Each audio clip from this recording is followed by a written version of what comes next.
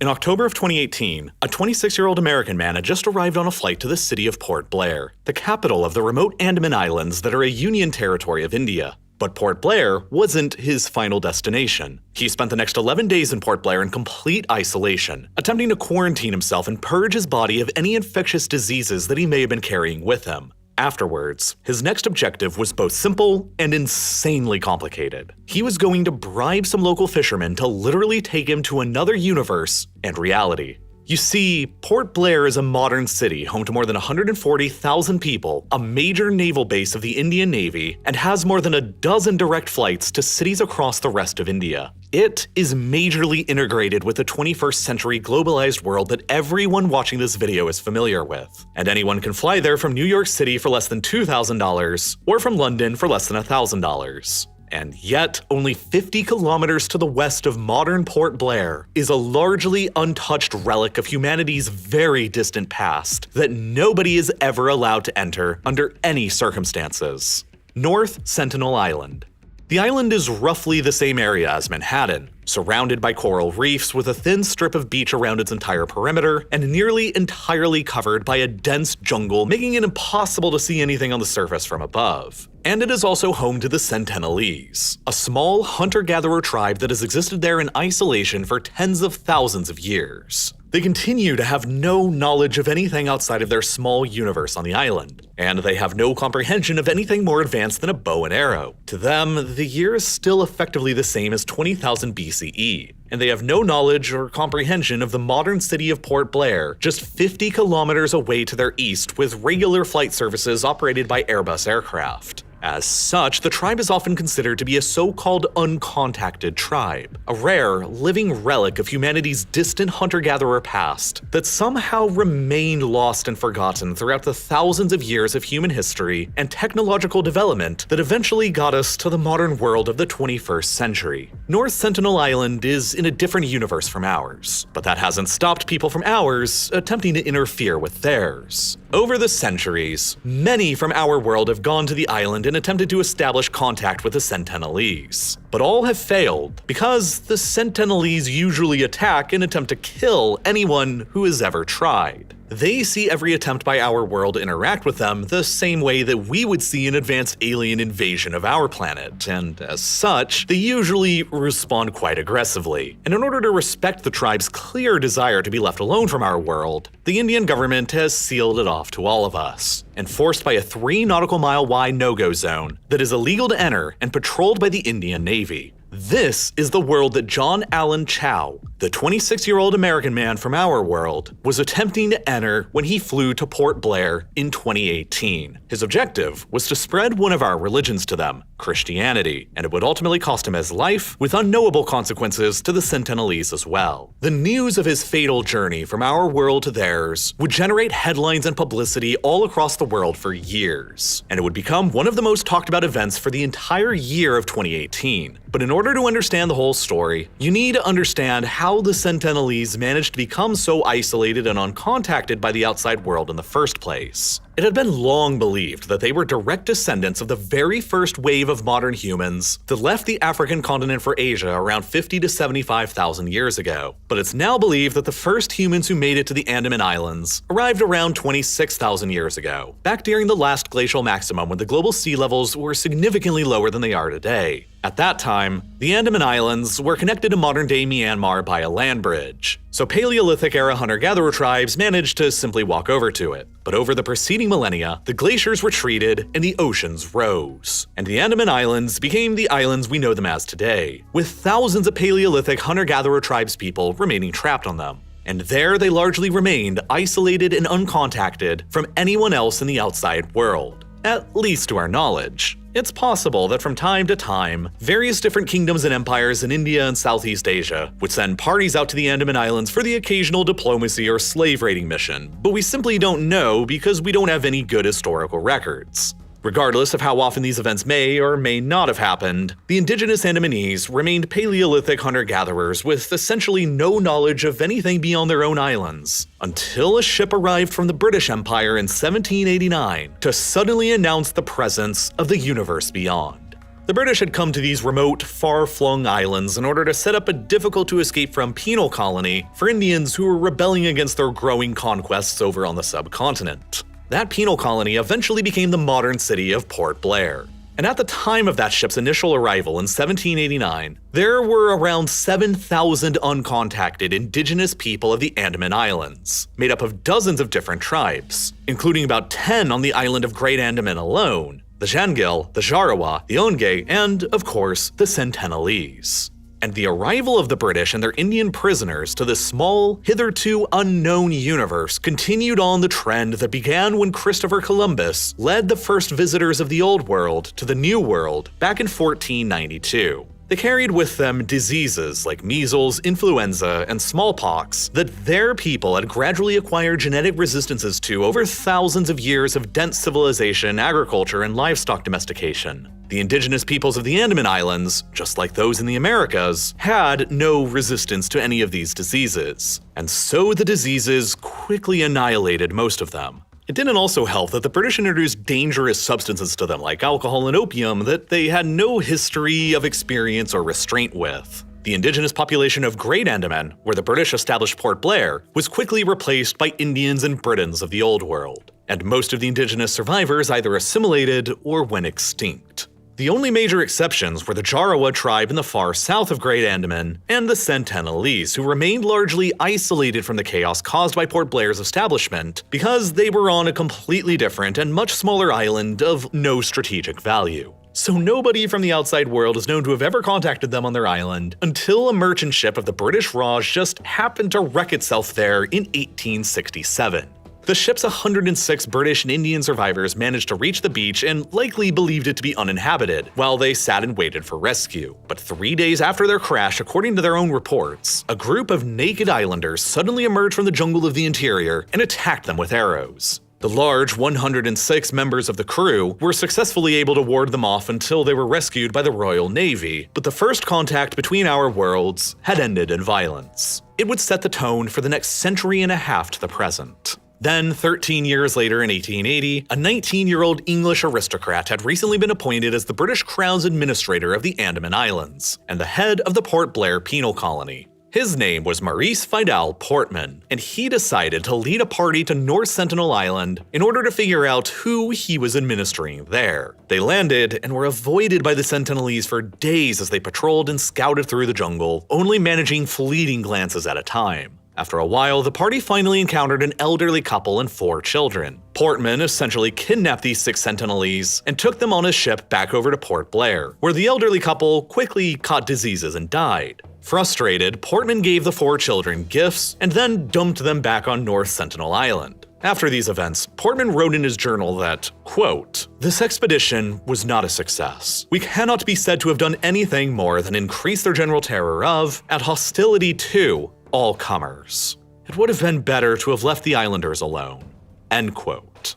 There are many theories that suggest Portman's clumsy handling of the contact between our worlds is the reason that the Sentinelese have remained hostile towards every other visitor ever since. And that may well be true, especially considering that the 4 children he abducted and returned would inevitably have told stories of the elderly couple that died, potentially placing the blame for their deaths on the outside invaders. It's also possible that the returned children may have brought diseases back with them that infected much of the tribe and may have even killed some of them. Without any knowledge of how infections or diseases really work, it would have been fair for the Sentinelese to blame the outside invaders for mysteriously striking down some of their tribe. These oral stories may have then been told across generations of Sentinelese and become a sort of exaggerated legend through to the present, warning them against ever trusting any outsider who comes to visit again. Portman would return to visit the islands several more times across the 1880s, but from then on, the Sentinelese would always fiercely assert their independence with massive aggression.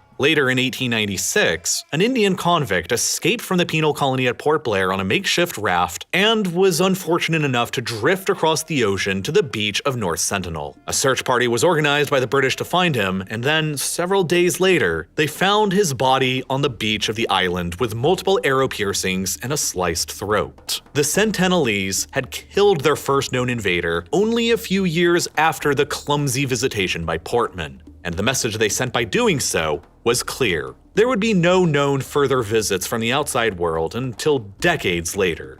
During the Second World War, the Japanese invaded the Andaman Islands and occupied them for 3 years. What exactly they did over those 3 years to the islanders and potentially the Sentinelese is very difficult to figure out, because the Japanese deliberately destroyed all of their records about it just before they surrendered in 1945. But they are known to have committed many appalling atrocities, as the Imperial Japanese Army did elsewhere during the war. At least 10% of the pre-war population of Port Blair died beneath the Japanese occupation, and hundreds of people were known to have been tortured. The biggest war in world history had come to the edge of the Sentinelese universe, and it's possible that during those 3 years, a group of Japanese soldiers may have paid a visit to North Sentinel Island, but we'll probably never know for sure. After the war ended in 1947, India achieved independence from the British Empire, and they were quickly presented with a bit of a unique problem. Not everybody who suddenly became Indian following independence was even aware of what India was as a country, like the Sentinelese of North Sentinel Island.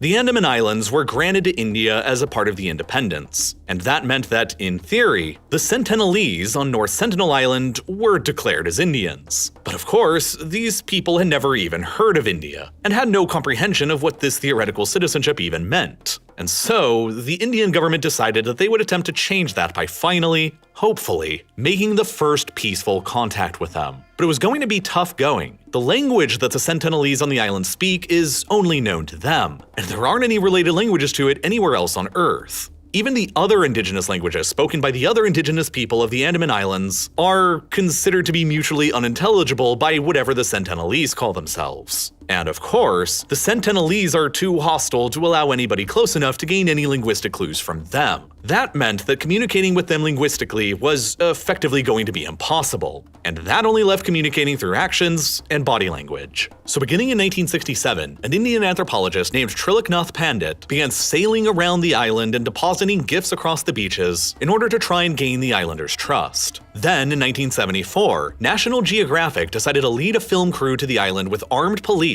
and a team of experienced anthropologists, including Pandit. They were filming a documentary of the Sentinelese called Man in Search of Man, and some of the footage they managed to capture is the only surviving footage we have here in the outside world of them. Their objective was to sail around the island for 3 days and deposit gifts around the beaches to try and win over their trust. Once they got through the barrier reef, the Sentinelese emerged from the interior jungle and peppered their boat with arrows. But undeterred, the crew continued sailing around the island to a new location and deposited their gifts on another beach: a toy car, a doll, a set of aluminum cookware, coconuts, and a live pig. Then, the Sentinelese emerged from the jungle again, and one of them fired an arrow at the boat that struck the documentary director in his thigh. The man who fired the arrow was observed to laugh hysterically, and then, to make their point even clearer, they speared the gifted doll and pig alive and buried each in the sand, took the coconuts and the cookware, and retreated back into the jungle. The documentary project was a failure, and not wishing to escalate the situation with them any further, National Geographic canceled it and withdrew. But Pandit, the head Indian anthropologist here, was undeterred and continued making visits to the island and leaving gifts with them for years, determined to eventually establish friendly contact with the Sentinelese. He and his team made many recordings of the tribe during their visits and gift drops, and things seemed like they were going pretty well. In 1975, he led the King of Belgium on an overnight cruise just offshore the island, but other visitors from the outside world occasionally found themselves washing up on the island's beaches as well. In 1977, a cargo ship called the MV Russley ran aground on one of the island's coastal reefs, and then just 4 years later, in 1981, another cargo ship registered in Panama named the MV Primrose did the same thing.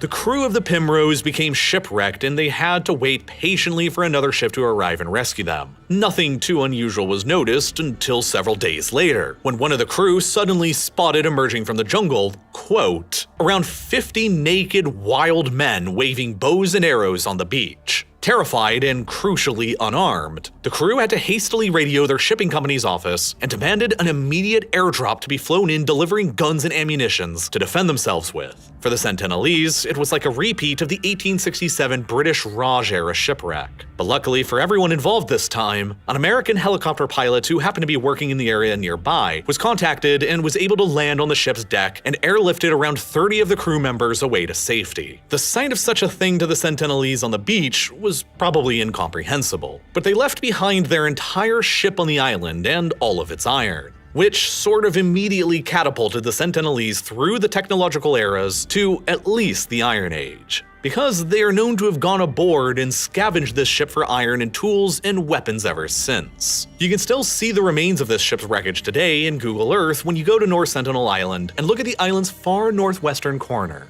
But alongside these more clumsy encounters, Pandit was still attempting to conduct his professional ones. By 1988, Pandit observed that after depositing gifts on the beach, a Sentinelese man was seemingly dancing with joy. A month later, during another visit, as he and his team were dropping off bags of coconuts, there were some Sentinelese who approached them on the beach and got within 10 yards of direct contact. And then came what seemed to be the breakthrough between the two worlds in 1991. Pandit had sent one of his junior anthropologists to the island to lead a routine gift drop, Madhumala Chattopadhyay, who was, notably, a woman. She reported that during this gift drop, the Sentinelese waded out into the waters directly to the boat to accept their gifts, the first time that anything like this had ever happened. She suggested that her presence as a woman signaled to the tribe that her crew didn't have any aggressive, warlike intentions, and that made them more trusting. The following month, Pandit and Chattopadhyay each went to North Sentinel Island together and were stunned to witness around a dozen of the Sentinelese rushing out directly to their boat to greet them. And then shortly afterwards came the breakthrough photograph. Pandit and his team from our globalized, modern world were right there in the water side by side with the uncontacted, Paleolithic hunter-gatherer Sentinelese. And for a moment, each of them held the very same coconut together in their hands. It was the culmination of 24 years worth of Pandit's efforts to achieve a friendly contact with them, and he and his team withdrew shortly afterwards, delighted with the success. But the very next year in 1992, Pandit turned 58 years old and was hit with a mandatory retirement age. He would never visit the island again after that initial friendly contact, and the Indian government decided to ban all future visits from the outside world shortly afterwards. North Sentinel Island was sealed off with a 3 nautical mile wide no-go zone that would be patrolled by the Indian Navy based nearby at Port Blair. Nobody, for any reason, would ever be allowed to travel to North Sentinel Island ever again, both for the protection of the Sentinelese themselves and for the protection of what the Sentinelese might do to anyone else who visited. But that wouldn't stop future visitations. After the island was indefinitely sealed off, the first known visit that came next was in 2006, and it was accidental. 2 Indian fishermen were illegally fishing in the no-go zone and had likely gotten blasted drunk on wine. Their boat drifted a little too close to the island and then washed up on the beach. Other fishermen who were illegally fishing in the same area claimed that they then witnessed a group of Sentinelese approach the boat with hatchets before hacking the 2 men to death. A helicopter was later dispatched to the island to investigate, but the Sentinelese drove it away by shooting arrows up at them. The Sentinelese allegedly later hung the bodies of the 2 men up on bamboo poles on the beach, facing outwards to the ocean as if they were scarecrows, a warning to the outside world to never come visit again. The fishermen's deaths were never further investigated or prosecuted by Indian authorities. And then nobody else ever did come again until the American Christian missionary in the fall of 2018.